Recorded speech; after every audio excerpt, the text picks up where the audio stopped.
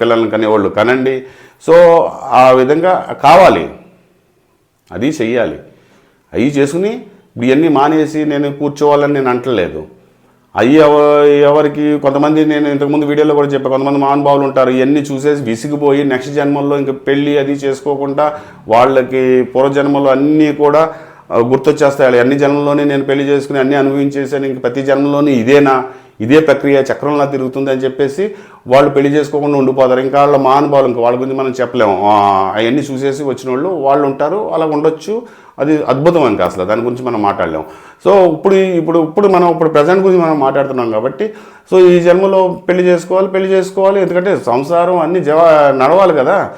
సంసారం, జీవితం, ప్రకృతి ఇవన్నీ కూడా మన భగవంతుడు ఇచ్చిందే. జీవం కూడా భగవంతుడు ఇచ్చిందే. పెళ్లి చేసుకోవాలి, పిల్లల్ని కనాలి, అన్నీ చేసుకుని తరువాత ఆధ్యాత్మికంగా